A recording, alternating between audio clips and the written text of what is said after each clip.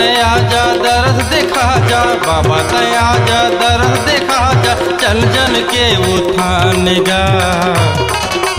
अमृत वाणी आंखें बता दी लगे हवे मोरा सिगा, अमृत वाणी आंखें बता दी लगे हवे मोरा सिगा।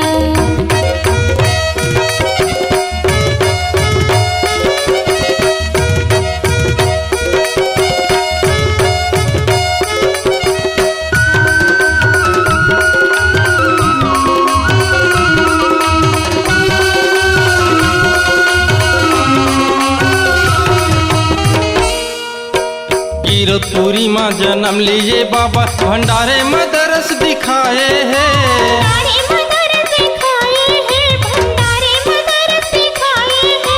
तेला सीमा तेली राउत मिलाए, सत के महिमा दिखाए है।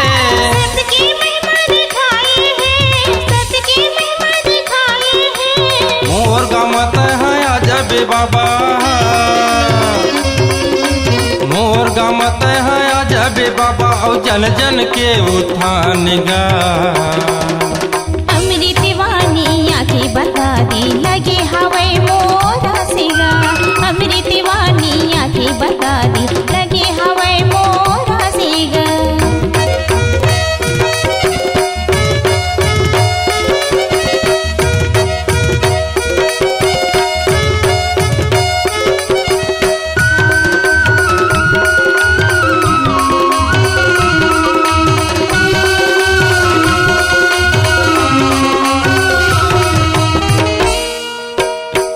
चरण में मैं माथे नवाम, चढ़ावा मैं हा फूल पतिया गा।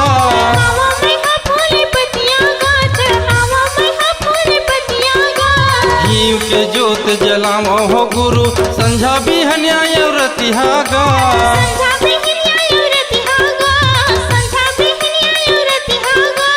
हरे सभा में तया जाबे बाबा,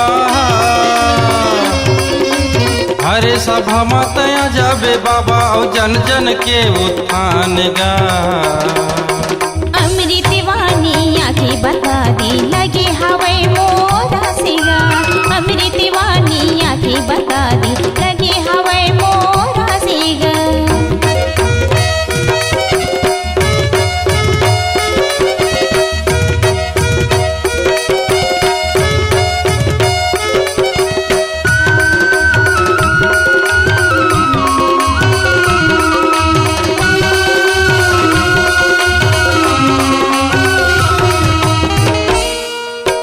कीरतपुरी चारों धाम कैथे कैथे बोला सत धाम गा।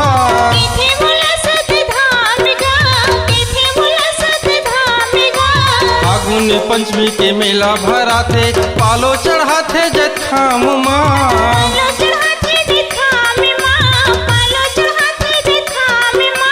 सत के गंगा बहा देबे बाबा,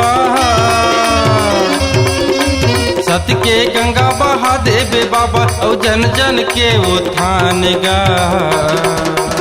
अमृत वाणी आंखें बता दी लगे हवे मोरा सिगा, अमृत वाणी आंखें बता दी लगे हवे मोरा सिगा।